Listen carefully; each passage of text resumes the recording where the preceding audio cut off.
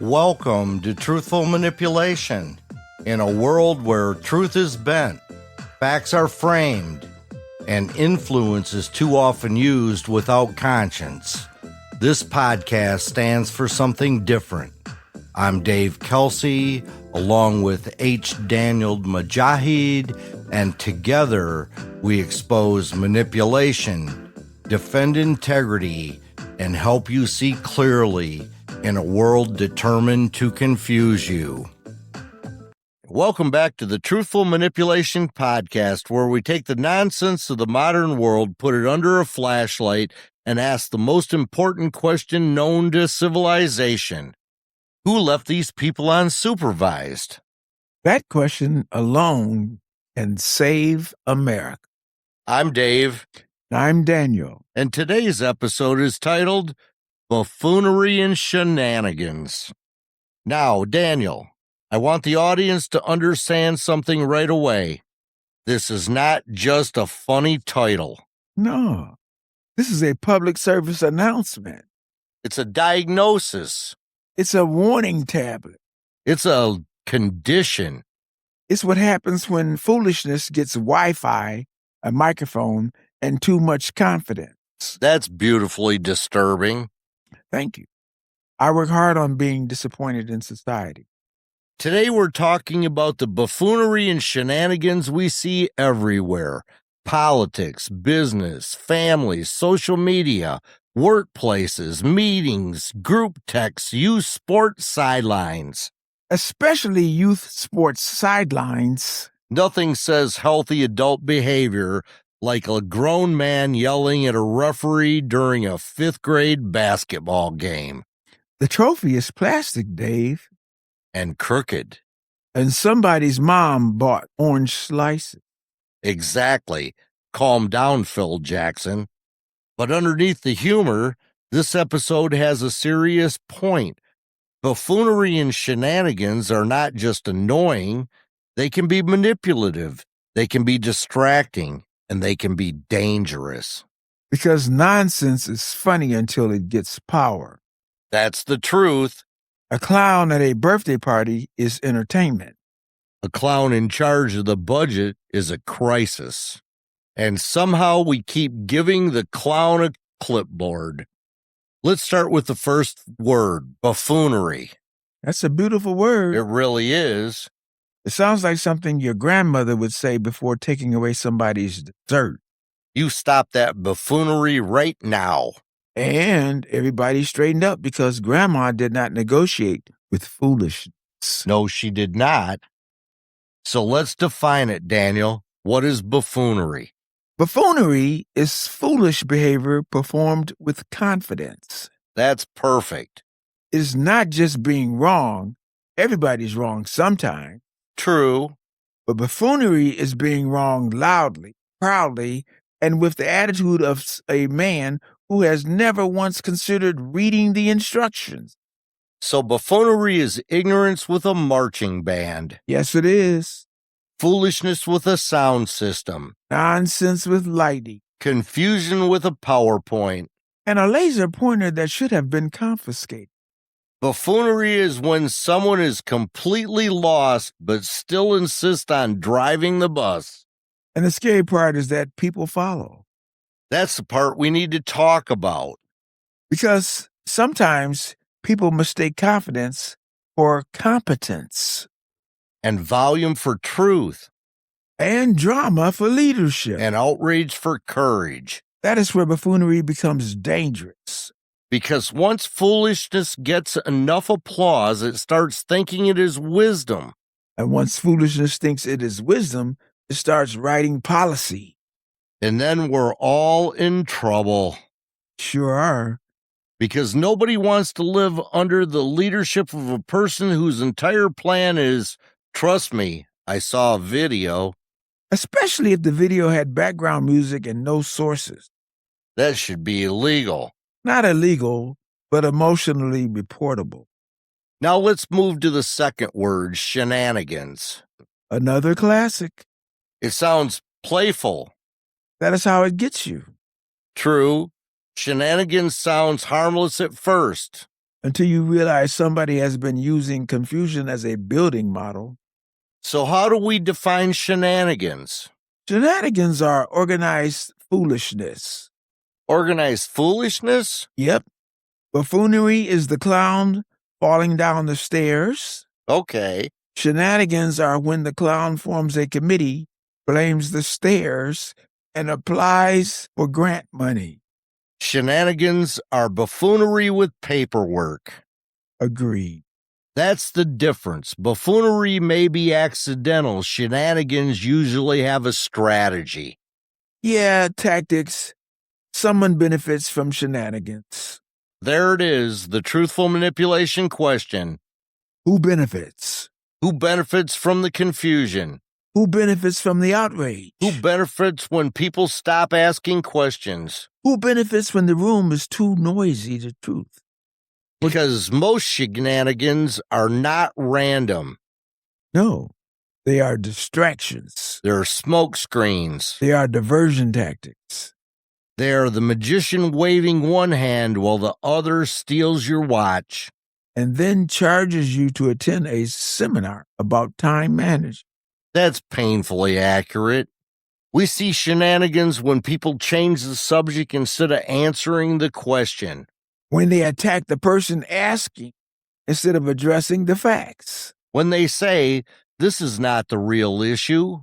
Which usually means that is absolutely the real issue. Absolutely.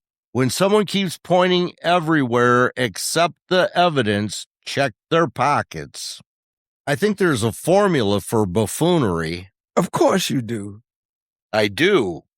You love formula. You say that like math loves you back. That's unnecessary. But accurate. Fair. Here's the formula. Confidence plus ignorance plus an audience equals buffoonery. That's dangerously accurate, Dave. Because a person can be quietly ignorant.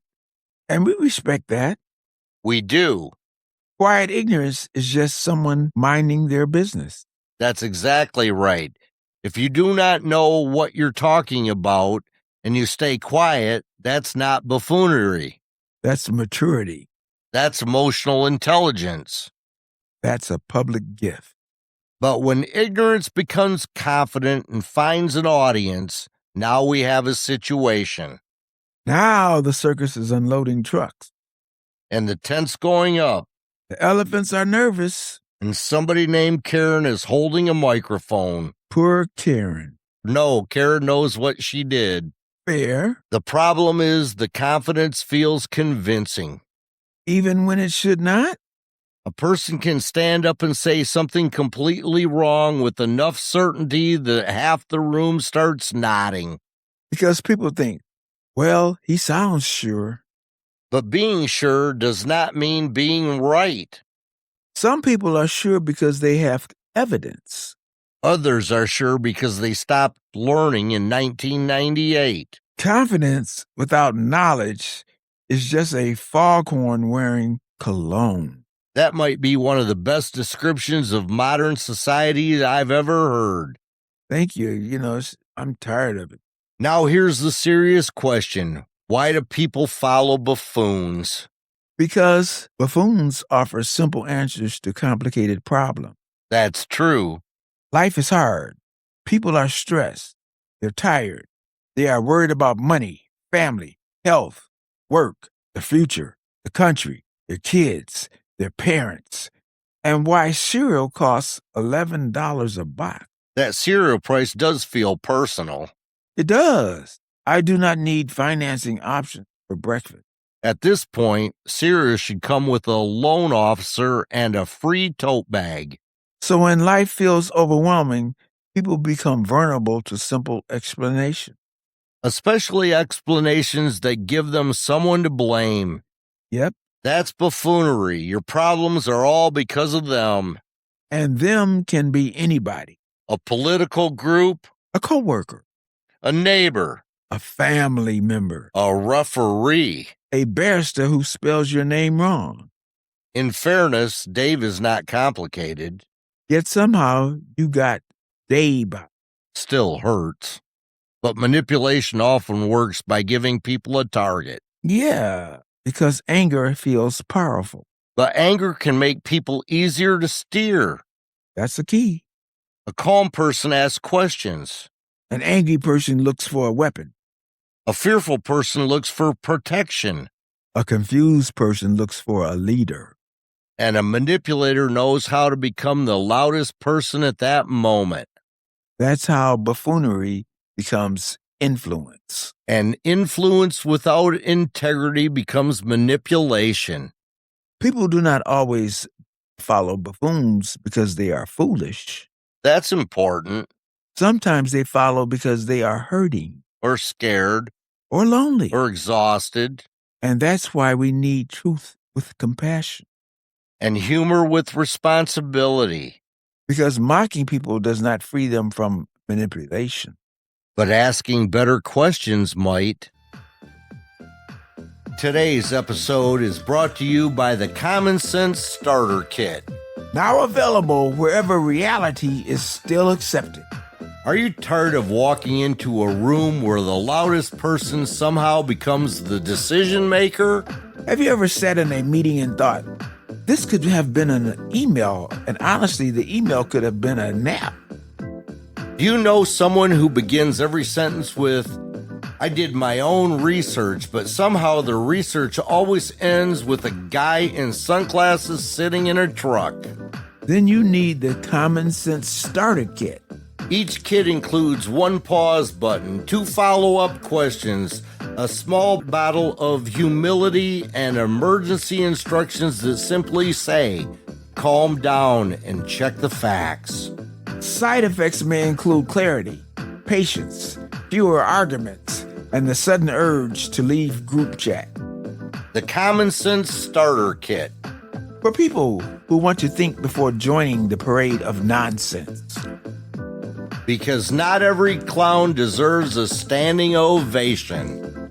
And now back to today's show. Let's talk about workplace shenanigans. The natural habitat. The conference room. The reply all email chain. The unnecessary meeting. The follow-up meeting about the unnecessary meeting. The meeting to clarify the follow-up meeting. And somehow, after all that, nobody knows who's bringing the report. Corporate America could save billions if somebody simply stood up and said, what are we actually talking about? Workplace shenanigans often hide behind professional language. Yes, that's where they get dangerous. People don't say, we messed up. They say, we experienced a process gap. They don't say, we ignored the problem. They say, we are reassessing our strategic priorities. They don't say, nobody knows what's happening. They say, we are navigating a dynamic environment. And the phrase should come with a warning label. And a helmet. And sometimes business language becomes fog. It does. And fog helps shenanigans. Because when people cannot see clearly, someone else can control the path. And that's the manipulation. Yes, it is. If the explanation gets more complicated every time you ask a simple question, something's off. Simple questions are powerful. Very powerful. Questions like, who made that decision? What evidence supports this? What problem are we solving? Who's responsible? And why is this meeting scheduled during lunch? That last one matters. It does. Nothing creates workplace rebellion faster than cold sandwiches and vague leadership.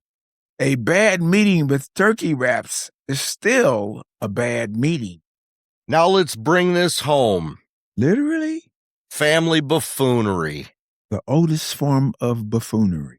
Before politics, before corporations, before social media, there was somebody at a family dinner table saying, I'm just being honest. Which usually means they're about to be rude. Very rude. I'm just being honest has started more family fights than bad potato salad. And bad potato salad has done damage. It has. Family shenanigans are powerful because people know your buttons. And some of them installed the buttons. They did.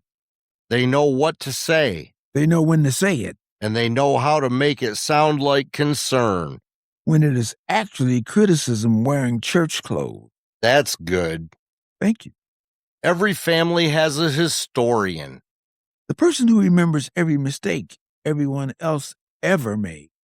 But somehow can't remember their own behavior from last Tuesday. Selective memory is a family sport. Then there's the person who starts the argument and then says, "Why is everybody so sensitive?" That person is a smoke alarm with no battery. Just noise and danger. Some people do not want peace. They want an audience for their unresolved issue. That's funny, but it's also serious. Because family manipulation often hides behind love. Statements like, "I'm only saying that because I care." Sometimes true. Sometimes not. Caring should still have manners. That's true.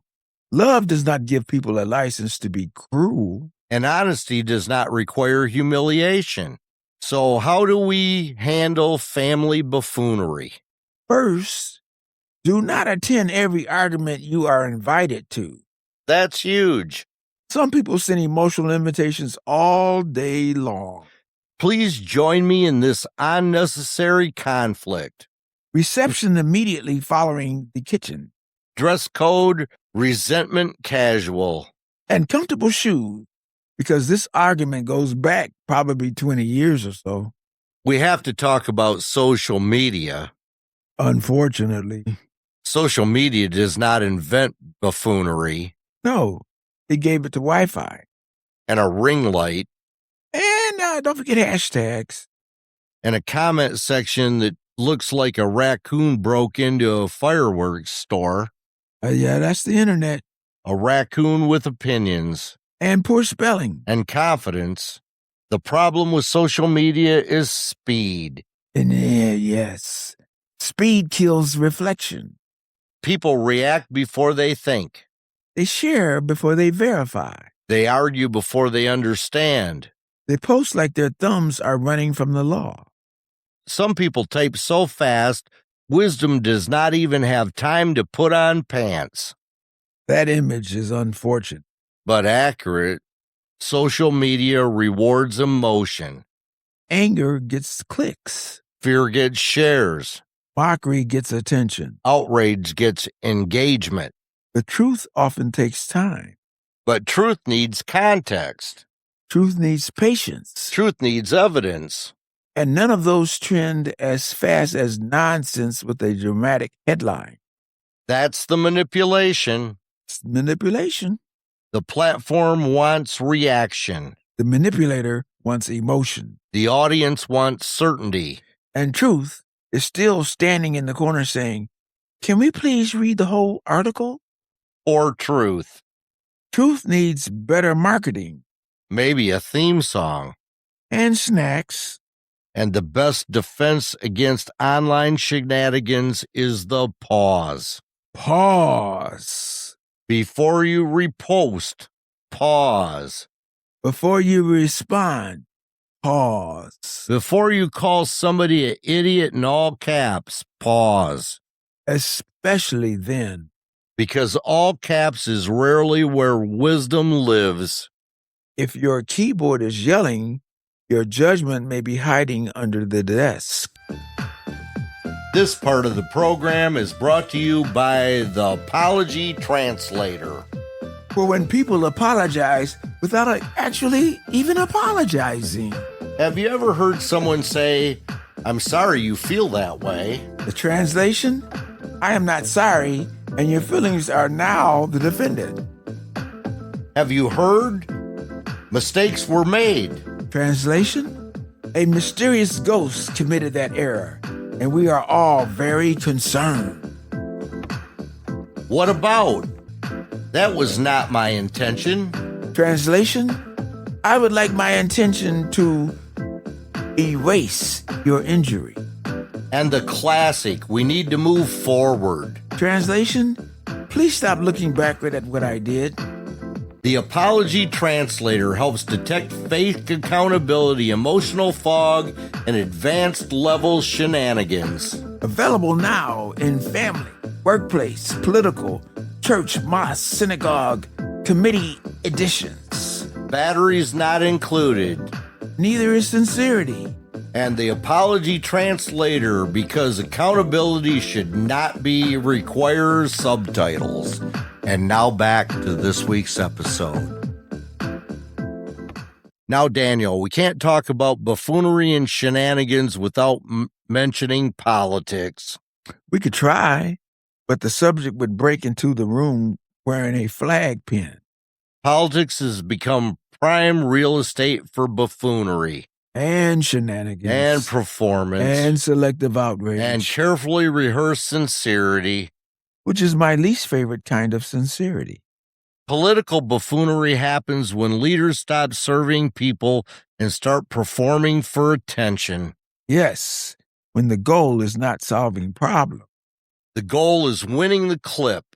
Getting the headline. Owning the opponent. Raising money off the outrage. And leaving regular people stuck with the consequences. This is part people forget. The buffoon performs. The public pays. The shenanigans gets applause. And the real problems remain unsolved. Some leaders treat government like a talent show where nobody has talent and everybody keeps advancing. Now that may be too accurate there, Dick. Probably. The manipulation here is emotional. Always. Make people angry. Make them afraid. Make them suspicious. Make them loyal to the performance. And then tell them not to tell anyone else. That's how manipulation builds walls around the mind. And once people are inside the wall, facts have a hard time getting through. Because facts are treated like trespass. So what's the answer? Ask better questions. Always. Who benefits from my anger? Who profits from my fear? Who gains power if I stop thinking? Who wants me loyal but not informed? And who keeps changing the subject when accountability walks? That last one matters. Because accountability is the guest shenanigans never want at the party. I think we need to identify 3 major types of buffoons. This feels dangerous, Dave. Educational. That's what dangerous people say before using a ladder incorrectly.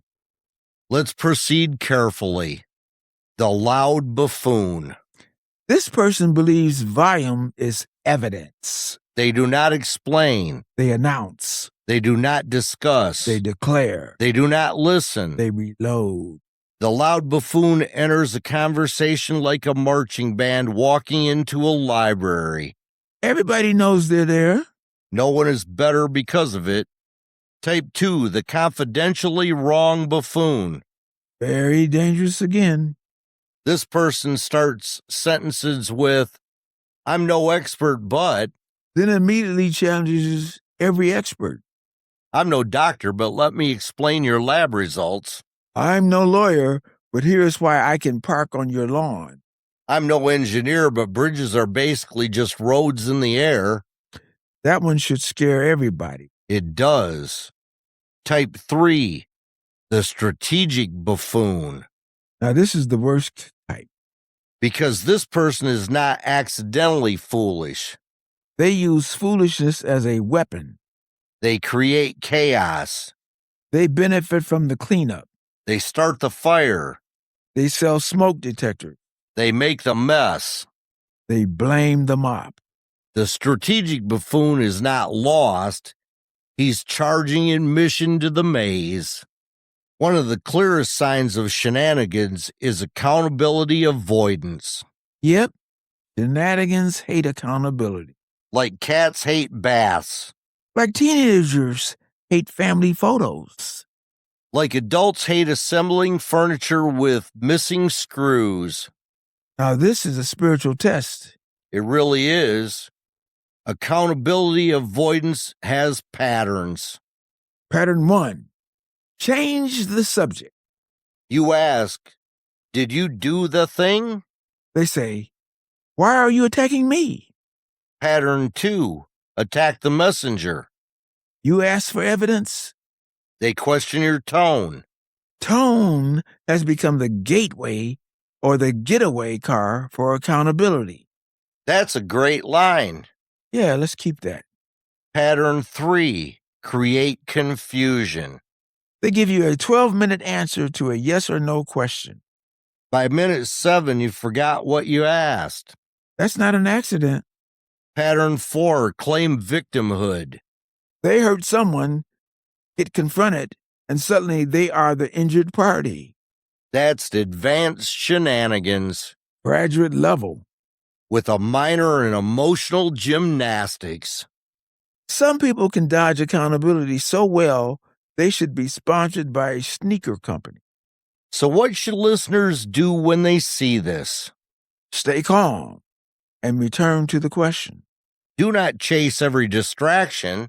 Do not get pulled into defending your tone when the issue is their behavior.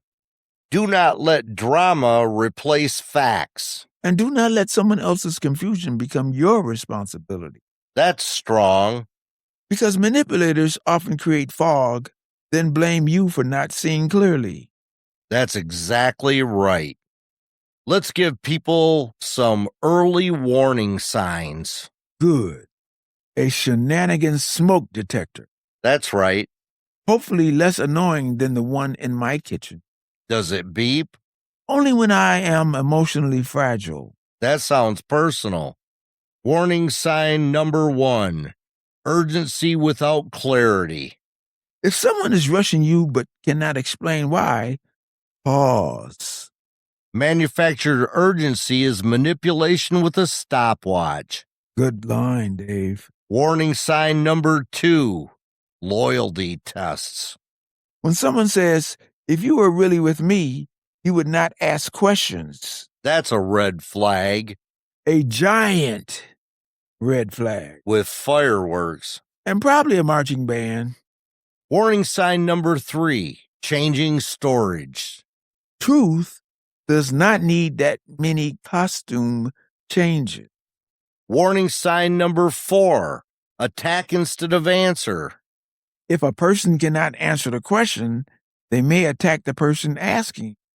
Warning sign number 5, confusion is control. When you ask for clarity, they give you fog. When the explanation gets longer but not clearer. When every answer creates 3 new questions and 1 emotional rash. If the truth needs a fog machine, it might not be the truth. That's the point. Shenanigans thrive when people stop trusting their own judgment. So protect your judgment. Do not outsource it to the loudest person. Do not rent it to the angriest person. Do not hand it over to someone whose plan requires you to stop thinking. Your judgment is not a set of car keys. Exactly. Do not hand it to a man wearing clown shoes and holding a clipboard. This portion of the program is brought to you by the pause button. But when your mouth is about to outrun your character. Have you ever typed a response in anger? Pause. Have you ever started a sentence with, "Let me tell you something"? Pause. Have you ever been so sure you were right that the facts started looking like interruptions? Pause. The pause button gives you 3 seconds to ask, is this true? Is this necessary? Is this helpful? And will this make me look like I was raised near electricity? Available in pocket size, family gathering size, workplace meeting size, and political argument survival size. Warning, the regular use may reduce regret, improve relationships, and prevent you from becoming a screenshot. And screenshots matter. The pause button, because not every thought deserves a parade. And now back to the conclusion of this week's show. Now we need to turn the mirror around. Here we go with that dangerous territory. Because it's easy to see buffoonery in other people. Very. It's harder to see it in ourselves. Especially when we are holding the mirror or the microphone. Was that aimed at me? Lovingly. That did not feel completely loving. It was truth with seasoning. The truth is, all of us can become buffoons. Yep. When we stop listening, When we get too certain. when we react too fast, When we care more about winning than understanding. and when we confuse being loud with being right, When we fall in love with our own opinion. that's dangerous. Very much so. Once a person falls in love with their own opinion, facts become competition. And when facts become competition, Truth becomes optional. so how do we avoid becoming the buffoon? First, say, I don't know more often. That's hard for people. It shouldn't be. I don't know is not weakness. It's honesty. It's humility. It's intellectual hygiene. Exactly. And some people's thinking needs a shower. Some opinions need soap, water, and adult supervision. Second, ask better questions. What evidence supports this? Who benefits if I believe it? What am I being asked to ignore? Am I reacting or thinking? Am I being informed or emotionally recruited? That's a biggie there. Emotionally recruited? Yeah. Manipulation often drafts people into someone else's agenda. And makes them think they volunteered. So what is the truthful manipulation response to buffoonery and shenanigans? Do not become what you oppose. That's central. If someone lies, do not fight them with your own lie. If someone manipulates, don't become a better manipulator. If someone creates chaos, do not add fireworks. Even though sometimes fireworks feel appropriate. Emotionally, yes. Ethically, no. Exactly. The goal is not to win the circus. The goal is to leave the circus with your character intact. That's strong. Buffoonery wants you reacting. Shenanigans want you confused. Manipulation wants you useful. Truth wants you awake. Stay awake. Not paranoid awake. Not angry awake. Not sitting in your basement connecting yarn between newspaper clippings awake. Please don't do that. Stay ethically awake.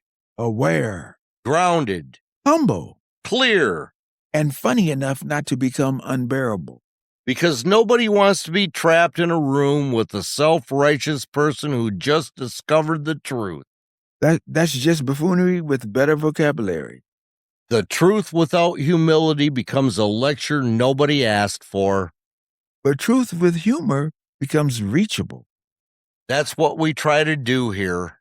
We laugh, but we do not laugh to avoid truth. We laugh so truth can get through the door. Let's give the audience a survival guide. For buffoonery in the wild, Step 1, pause. always pause. Before responding, Before reposting, before arguing, before forwarding that article your cousin sent with 19 exclamation. especially then. Step 2, name what's happening. Not always out loud. Right, sometimes you just say it internally. This person is avoiding accountability. This conversation is being redirected. This urgency feels manufactured. This smells like shenanigans. And not the fun kind. There is a fun kind? Maybe board games. Maybe. Step 3, ask a calm question. Some questions are powerful. Can you explain that? What evidence supports that? What problem are you exactly solving? Who benefits from this confusion? That question should be on a refrigerator magnet And a bumper sticker. and tattooed on the inside of every meeting agenda. Step 4, refuse the emotional hook. Because shenanigans usually come with bait, Insults, fear, guilt, drama. and sometimes potato salad. Again with the potato salad, eh? It knows what it did. You need closure. I do. Step 5, keep your dignity.